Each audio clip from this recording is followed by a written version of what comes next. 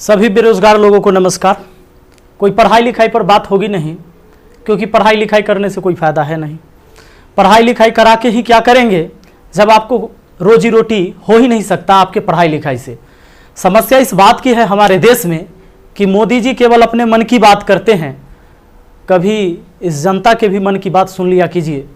बहुत बार मन की बात हम लोग सुन चुके हैं, परेशान हो गए हैं। भैया बेरोजगारी इतनी बड़ी हो गई है, इतनी बड़ी हो गई, इतनी ज्यादा बेरोजगारी हो गई है कि जरा सोच के देखिए कि एक पढ़ा लिखा व्यक्ति जो ग्रुप डी के लिए, जो कि बीएससी कर चुका है, बीए कर चुका है, एमए कर चुका है, पीएचडी कर चुका है, ग्रुप डी के लिए फॉर्म भरता है और 2.5 करोड़ विद्यार्थी फॉर्म भरता है। भैया सोचने वाली बात है। मोदी जी 2.5 करोड़ जनसंख्या युवाओं का कम नहीं होता है।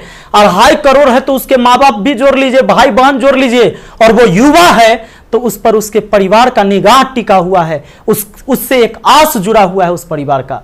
प्लीज आपसे हाथ जोड़कर विनती है हमारी। अब कहिएगा कि अब पगला काहे गया है, लोग कहेंगे कुछ नेता लोग, देखो हमारा कोई पार्टी या पॉलिटिक्स से कोई मतलब नहीं है। जैसा बीजेपी वैसा ही कांग्रेस, वैसा ही आरजेडी, वैसा ही जदयू, सबका हाल वही है। अगर कांग्रेस का हाल बेकार नहीं होता तो बीजेपी नहीं आता, और आरजेडी का बुरा हाल नहीं होता तो जदयू नहीं आता। सबका यही समस्या है। मुझे किसी पार्टी से मतलब नहीं है, लेकिन मुझे अपने आदरणीय प्रधानमंत्री नरेंद्र मोदी जी से मतलब है। ये छात्र ने आपको बनाया है, ये छात्र ने आपको जिताया है, और केवल आपको अपने मन की बात करने के लिए प्रधानमंत्री नहीं बनाया था। कहेंगे कि तुम्हारा क्या जाता है भैया, तो आपको पता है जब आप देश के खातिर अगर कोई भी चीज युवाओं से आप कहते हैं कि भाई योगदान करो। अभी कोरोना वायरस के समय सब लोगों ने आपका योगदान किया, मैंने भी किया, 1 लाख रुपए डोनेट किया था। मेरा अधिकार बनता है कि मैं आपसे सवाल पूछूं। मीडिया वाले आपसे नहीं पूछेंगे, क्योंकि मीडिया वाले आपके हिसाब से चलते हैं।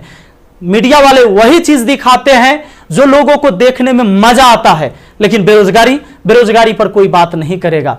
व्यू नहीं होंगे इसलिए बेरोजगारी पर बात नहीं होगा। उसको चर्चा केवल चाहिए कि रिया चक्रवर्ती किसके साथ आज घूम रही है, कल कहां सोई थी, परसों कहां सोएगी। रिया चक्रवर्ती के बारे में ही केवल चर्चा होगा। लोगों को मजा आता है, उस पर व्यू होता है तो वीडियो उसी पर बनता है, उसी पर लोग चर्चा करते हैं, क्योंकि चैनल का टीआरपी बढ़ते रहे। और ये मजबूरी है हमारी कि एडुकेशन चैनल वाले अब पढ़ाई न करवा के ये सब चीजें पर उतर गए हैं।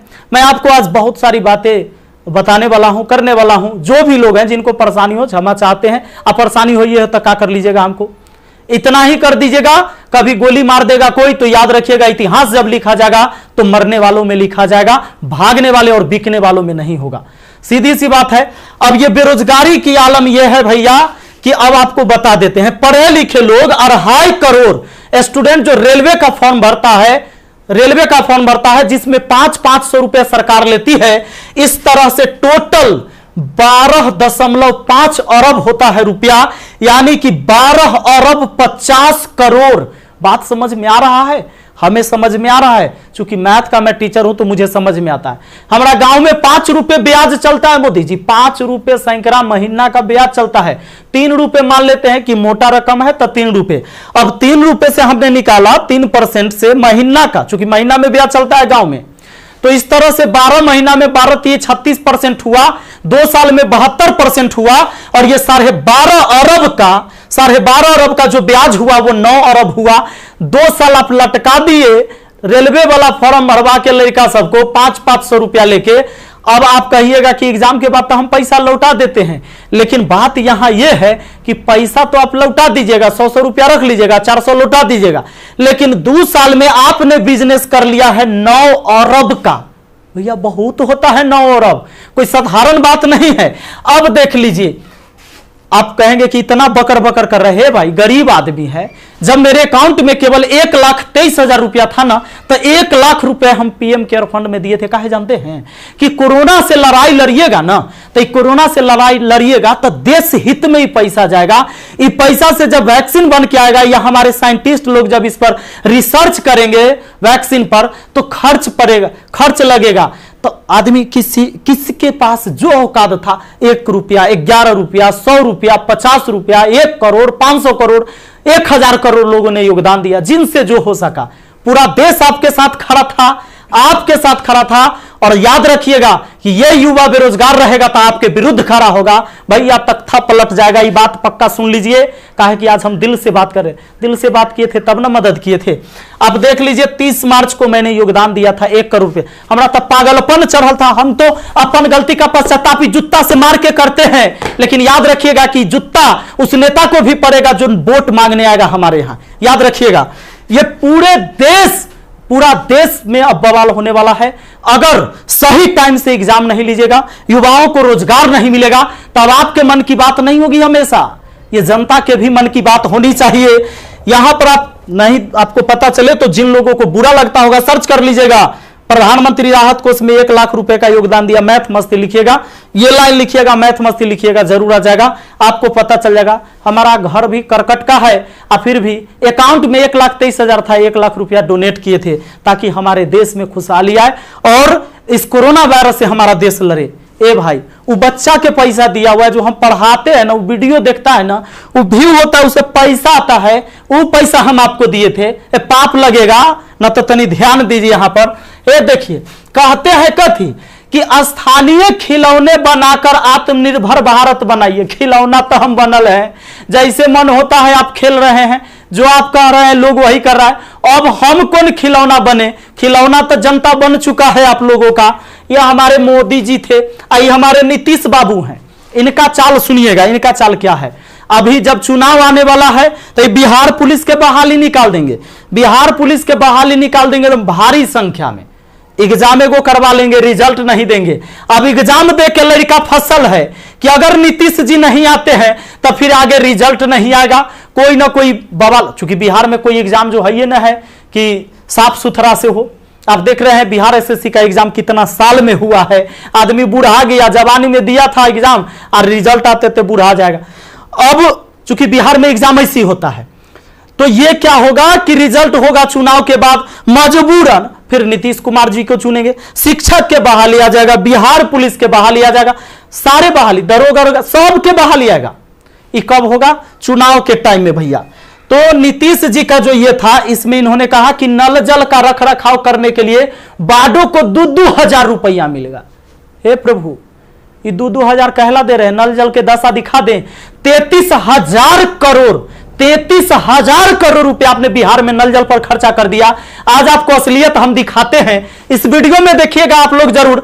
इस वीडियो को इतना शेयर करिएगा कि मुख्यमंत्री से लेकर प्रधानमंत्री तक पहुंचना चाहिए, बिल्कुल पहुंचना चाहिए कि हमारे जहां से हम हैं वहां की स्थिति आपको दिखा देते हैं कि नल जल का स्थिति क्या है। बेरोजगारी तो भैया आपने ऐसी पहुंचा दिया है यहां पर कि लोग अब कुछ करने लायक नहीं है। आप अगर आत्मनिर्भर बनाना था, खिलौना बनाना ही था, ये कहेला पढ़वा रहे, शुरू से खिलौने बनवाते, कहेला 500 रुपया लेके फॉर्म भरवा लिए, आप 2 साल में 9 अरब आप ब्याज कमा लिए। प्रभु क्षमा कीजिए, प्रभु इस पर कोई उपाय कीजिए, वरना आपकी तख्ता पलट जाएगी। और सारे विद्यार्थी, जितने भी छात्र हैं, मैं आप सबसे अपील करता हूं, इस वीडियो को शेयर करिए, जितना ज्यादा शेयर हो। और सारे एजुकेशन चैनल वाले जितने भी है, चूंकि आपके मीडिया नहीं दिखाएगा, विद्यार्थी का दर्द कोई नहीं समझ पा रहा है, वो वही चीज दिखाएगा जो सरकार चाहती है। हमारे सारे भाई बंधु जितने भी वाईफाई स्टडी एग्जामपुर है, अभिनव शर्मा है, राकेश यादव सर है, जितने भी लोग हैं जो भी वीडियो बना रहे हैं बहुत अच्छा कर रहे हैं, सभी को हाथ जोड़कर तहे दिल से मैं धन्यवाद देना चाहूंगा। क्योंकि ये विद्यार्थी, इस विद्यार्थी जो बेरोजगार है ना, उसी के वजह से हमारा रोजगार है, यही बात सच्चाई है। और इसीलिए हम इनके लिए लड़ेंगे, चाहे जो हो जाए। धरना प्रदर्शन होगा, पूरे देश में धरना प्रदर्शन होगा। और जहां ये 2.5 करोड़ विद्यार्थी सड़क पर उतर गया तो सुन लीजिए, ये बिहार से लेकर दिल्ली तक हिलेगा, ये बात निश्चित है। एक साथ हम हैं, सबके साथ हैं, सारे छात्र आंदोलन करने के लिए तैयार रहिए। एसएससी टाइम से एग्जाम नहीं लेती है। एक तो आप वैकेंसी ही कम निकालते हैं, अब वैकेंसी कम निकालते हैं तो जो निकालते हैं ओकर तक कम से कम एग्जाम ले लीजिए, सही से रिजल्ट ले लीजिए, सही से रिजल्ट दीजिए और एग्जाम सही से ले लीजिए, टाइम से ले लीजिए। एक शेड्यूल बना दीजिए, जैसे मैट्रिक का एग्जाम होता है, 12th का एग्जाम होता है कि इस महीने में होगा, इस महीने में रिजल्ट होगा, उसी तरह एसएससी का भी एग्जाम होना चाहिए, रेलवे का भी एग्जाम होना चाहिए। आपको जितने सीट पर लेना है, लेकिन इसका एक टाइम फिक्स होना चाहिए, कितने इस महीने में एग्जाम होगा, इस महीने में रिजल्ट आएगा, इस महीने तक ज्वाइनिंग होगा, ताकि अंधेरे में लोग ना जिए।